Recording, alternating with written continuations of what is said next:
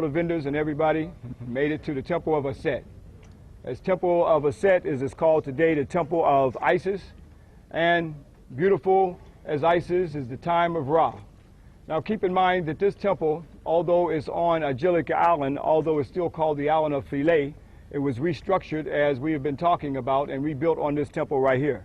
But this is one of the last temples. This was one of the last places where our ancestors kept alive the tradition of the Osirian drama and the resurrection of Asar.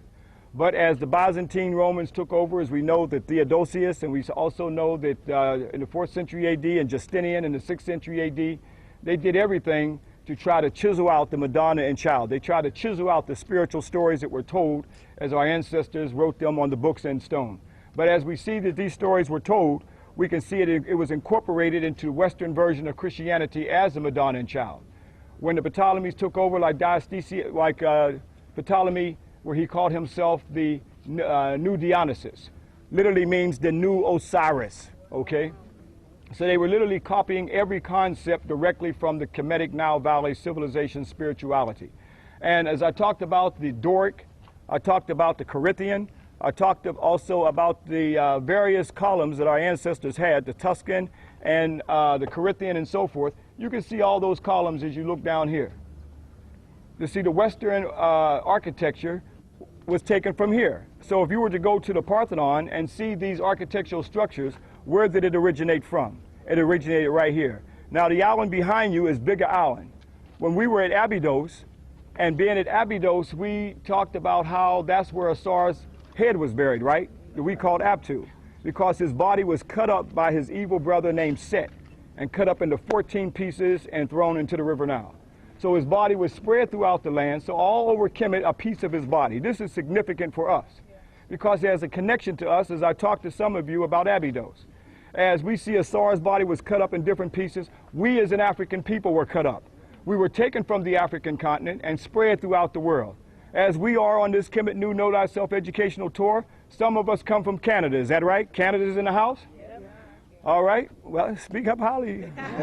All right, some of us come from England, is that right? We were cut up and brought to England. Some of us from the Caribbean, is that right? All right, some of us from Jamaica. South America. Some of us from South America, and many of us are from the states, north, east, south, and west. So we come from all these different areas. We were systematically cut up and spread throughout the world.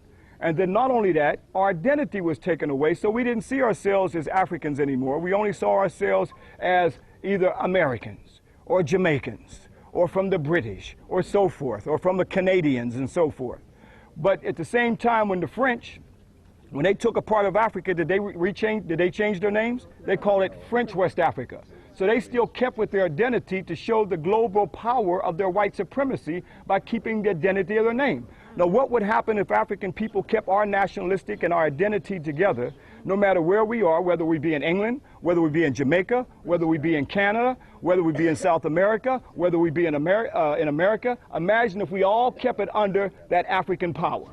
Then that would be the African power to coming together. So just like Asar was cut up into 14 pieces, it was Aset who reconstructed his body and brought his body back together again. So it's the African woman.